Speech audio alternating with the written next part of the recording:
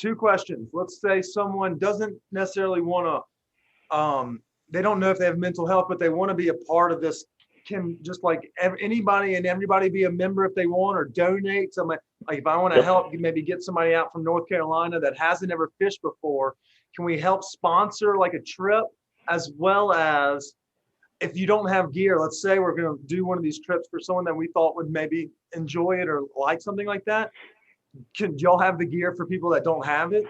We do. Yeah. That's one of the things we ask them, beforehand is what, if any, gear do you need? Some guys, fly fishing is a pretty picky sport. So, guys like to use their own gear when they have it, but if they don't, we provide it. And yeah, we get sponsored spots all the time, for people anywhere, that can't afford it, or that, like you said, you just want to give it as a gift to somebody, and a lot of the people that come to our site aren't necessarily the men that are struggling. It's their support system. It's their wife. It's their sister. It's their brother. It's, it's a coworker, and they want to figure out how to help them. And that's what we see most of the time. And that's usually how guys get help, is being forced by somebody in their support group. That's what happened to me with my family, encouraging me to get help. It wasn't me doing it on my own. And that's normally how it is. Well, I like that you not only have opened it up, to the average Joe, but you've also made it into something where it's a fly fishing retreat. It's something, it's not necessarily brooding, but it kind of gives off that sense of, oh, it's an outdoors retreat. Oh, and I'm going to take care of my mentals as well. So yeah, I dig it. Well, seeing as you've been here for a little while, we like to ask folks some other questions, just to kind of know a little bit about what you like to do in your free time. Obviously, you're spending a lot of that on the rivers, but maybe some of that leads to some pretty gnarly snacks, or if you have a favorite joint or cocktail that you like to enjoy. So this is our next segment. We kind of like to just pick up the brains. And this one is sponsored by the Nove edible line. It's brought to you from Incredibles. They have just come out with a new single source chocolate product, 6 different flavors, THC packs a punch, 10 milligrams, 5 pieces in each bar, 2 bars in each pack, 100 milligrams. Do the math. Check them out for those. You can find them at all dispensaries, most of them across the city. And don't be shy. Check out our friends over at Shop Callie's. Look at that. 2 plugs, 1 shot. All right. So next segment. You ready, Chris? Yeah, let's do it. All right. Speaking of shots, let's do happy hour. Okay. Yeah. And now summer's coming up, so happy hour times are going to be great. What's your kind of favorite go-to happy hour spot here? So I go to Zuni Street Brewing all the time. It's just a couple blocks down from where I live. It's, we joke, but it's turned into like the fly fishing incubator. It's just bred this community of, outdoor people and fly fishing. And there's like 3 different fly fishing startups that we all work out of there a lot of afternoons. And I'll be down there tying my orders while one of our partner companies is meeting with his board or whatever. So big outdoor patio in the front, patio in the back, in my opinion, best craft brew in the city. And so that's my go-to spot. It's funny that you mentioned a lot of fly fishermen gather there and stuff like that. I feel like there's another spot around town, Bear Brewing. I don't know that one. It's in this little strip mall, but I feel like they've done a lot of stuff with like water kind of protection and resource, but I feel like they have like a big fly fisherman group there. I feel like the breweries around here have their certain segments, for sure. Like crews that go to specific spots. So like if you go into Zuni Street, you're gonna see a lot of chacos and those shorts that have the pockets like baby cargos. Right. and goofy hats. The PFG shirts are like on the wall, like get your steak before you fish tomorrow. Yeah, and that's where we do our fly tying sessions. So we do those. We're starting to get those back with COVID, easing now. So we're going to start doing our Wednesday night tying sessions there again. And we do it with another one of the incubators from the brewery called River Ambassadors. That's all about conservation. And, we get a group of 10 guys together. We work on a certain fly pattern, and it's everything from guys that have never tied a fly to commercial level tires like us. So it's just a fun time to hang out. And are these fly tying sessions, like these aren't part of like a therapy thing? These are just strictly coming in to learn how to tie and tie. Okay. Yep. Just dudes hanging out, I also want to shout out Zuni Street Brewery because they have a really stellar, they help the food truck community. They have a bunch of folks coming. Oh yeah. And since we do a lot of restaurant work, I'd like to give them a holler. Thanks for hooking up. I mean, they have like a rotation. Like you can never get bored over there. They have a ton of food and a gnarly patio. So check it out. It's at the corner of 29th and Zuni, right across from school, I think, right? Yeah, that's right. Yep. Yeah. And what's your beer of choice there? So I do it's their Sit and Rock. It's a pale ale. It's kind of like a hoppier, like amber is kind of how I would describe it a little bit. But it's just like a good porch beer. You know, I can drink it all day long and it never gets old. That isn't you're an Atlanta kid for sure. It's a good porch drinking beer. I love it. So you mentioned earlier, we did happy hour, so we now know that you're a Highlands kid. Where is your dinner best date spot you go to that you like to vibe on? That's a good question. You can leave the Highlands neighborhood. I just was placing for anybody that was looking for it. We go to Highland Tap a lot just because it's a quick walk and it's good bar food and they have a good rotating draft list. So that's a cool spot. And then Ale House is another one we go to down towards the pedestrian bridge, to cross over. Yeah. I like it. Okay. Nice. Yeah. Nice. It's got a cool rooftop. Yeah. The views of downtown are always gnarly. Them and Linger and L5, they have some good ones. Yep. You earlier called yourself a commercial fly tire.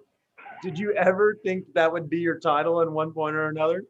No. You gotta update your LinkedIn. That's what you. No. I remember going to like summer camp once and my best friend signed up for fly tying. And I'm like, what the hell are you doing? Like we're at summer camp and you're going to sit around and basically do knitting for men. Like, I'm going to go rafting. Is this Camp Rockmont in the Highlands? This was a camp out here actually, but I'm drawing the blank on it. Man, it's been so long, but it's funny because now he's a member of ours and, he always fucks with me. He's like, you can just buy these, right? And I'm like, yeah, you buy them from me.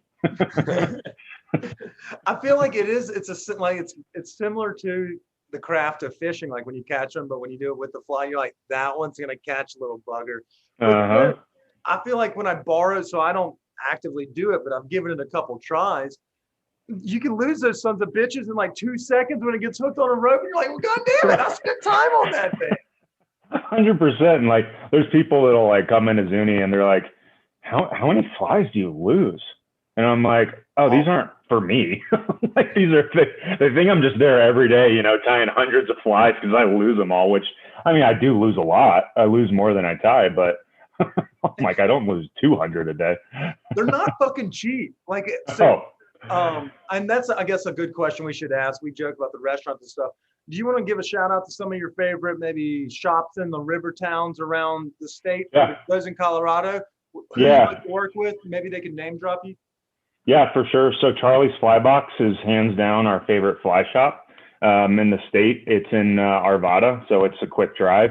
It's got the best selection of fly tying materials I've ever seen. The owner of it is, I don't know if you've ever heard of Umpqua Feather Merchants, but they're the largest manufacturer of flies in the world. Yeah, and I know those guys. They're based here. No, I'm just fucking kidding. Of course I don't.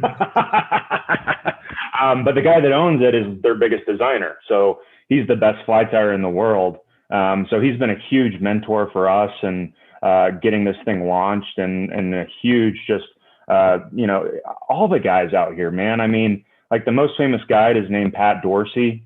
He owns Blue Quill Angler and Evergreen, probably the most famous guide in the world, has supported us. He guides in Cheeseman Canyon all the time. But they're all, I mean, the fly fishing community has been so supportive. It's hard to even like name as many people as I should.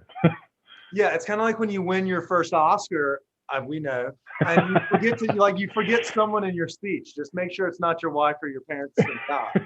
Right. I can't leave out Charlie ever. So like he's always plugged. That's well done. Just start having a list like, oh yeah, so shout out to these 48 and we're good. Right. I'll just roll through a whole list for you. Well, since we're doing this on video, we'll just have the little ticker on the bottom, and it's a special thanks to, and it'll just There we kinda go. run like an ESPN nonstop. Yeah, there we go. I'll email you a list of 200 names. Hey, that's cool. It'll run concurrently with all of our sponsors' names. Right at the bottom. Cannabis Lines up there. But obviously you can't fly fish year round. So coming out here, or maybe you can, Yeah, you I don't can. know. Okay. But like being out here in Colorado now, what are your other kind of outdoor activities? Are you a skier or have you gotten into that or what's going on? Yeah, I snowboard. I've skied my whole life. My mom's from Alaska, so it's just like something we've always done. And then so fly fishing, skiing, mountain biking, which I've gotten away from a little bit because I've been so busy with this, but want to get back into mountain biking this season for sure. And then we do a lot of backpacking, and camping. That's really how I got into outdoors, was backpacking. So, and you can bring a fly rod with you, which is fun. Like you can just fish on a local creek wherever you're backpacking. But we can fish year round. That's what's so cool about the state, is that all these dam released waters, they never freeze over. So yeah, we have a ton of them. All those clowns. I mean, even I've actually done it. Fly fish like with snow everywhere. Oh yeah. The sun's beaming down and it's a balmy 45, but like under the water it's like 31 degrees. It's an interesting dynamic, but it's one of those kind of tranquil locations where you can kind of enjoy yourself. No one's there. Yeah, we call ourselves the 1%ers because we'll go to Wyoming in December and it'll be 40-mile-an-hour winds and -10, and we're still out there catching fish. That's nuts. Yeah, the dedication to catching fish. I'm a golf guy, and a buddy of mine once said that you can either be a really good golfer or a really good fisherman, but you can't be both because they take up the same days, the same seasons and things of that nature. So while I'm still a terrible golfer, I'm an even worse fisherman. Have you been to that cool spot that does the virtual golfing? It's like towards Aurora. That place is sick. So there's a couple of them. There's a place called South Broadway Country Club, and they have a location kind of near the Post Chicken Place down on South Broadway in Inglewood. Okay. And they just opened one in the Highlands on Tennyson Street, and they have a bunch of simulators and a bar in there. The guy that runs the place, it's fucking awesome. Like we goof off fun. Ball and stuff, and it's a full bar, so you can just sit there for 3 hours, play Pebble Beach, and catch a buzz. Yeah, me and my girlfriend will go and just mess around, like just play around, like, and that way we're not losing any balls, The worst part is the putting, though. The putting is it doesn't work, and it takes time. So you're like, we'll just skip putting. Skip it. It's just fairway golf. Yeah. Well, see, that was a good seamless plug for a company that probably is. I wonder if they're still booked during the summertime when everyone's out golfing. Good question. Yeah. So you mentioned you were a backpacker hiker. Let's talk a little bit summer scene here in Colorado. Do you hate I-70 as much as we do? Yes. And where do you like to camp? Like if you're not on private land, like do you set up shop in Red Feather up north? Do you try to sneak off a Vail Pass? Where do you like to party? Well, honestly, we go all over. I mean, our goal is just to see as much of the state as we can. But, we go up to Indian Peaks a decent amount because it's convenient. And those hikes are tough, and it's regulated in terms of numbers. So, it's not going to be just a cluster when you get up there. But I love going outside of Vail. I love going down 285, going south towards Buena Vista and Salida, because there's a lot of good dispersed camping around there. If you just want a car camping weekend and you don't want to be in a campground, there's a lot of spots you can just off-road to. And then you've got all those mountains right there and the Arkansas River and those two cool mountain towns with all their breweries and stuff. Yeah, we've been down to Buena Vista quite a few times. Yeah, Cottonwood Pass. The rafting at Numbers and the Brown, I think, are also pretty good big river fished rivers, but they're also great for rafting. So I back that. And you can 285, it's fickle because it's 2-lane. You can get really fucked there, but at the same time, it's gorgeous. It's so lush. Yeah. And right now with all the rain, it's just it's perfect. And it's not I-70. Yeah. Icon or Epic Pass? Epic. Okay. Yeah. Lame. We judge people, so it's not a big deal. No, it's, almost every single one of my friends is on Icon, and I'm like, I'm the rebel, I like Vail too much, man. Like, I just love that mountain. Yeah, I guess I wouldn't know. Like I haven't never skied Dell. I just started skiing a couple years ago, so I've been strictly icon, but it's been fun. Yeah. No, I've